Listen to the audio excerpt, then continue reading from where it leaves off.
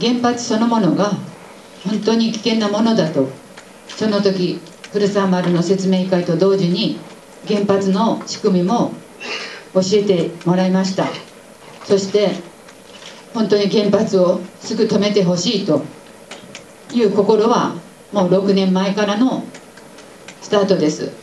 しかし世論というか電力会社、そして国、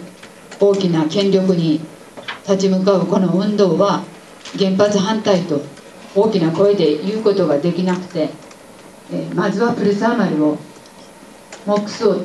やめようという運動に絞っていこうということ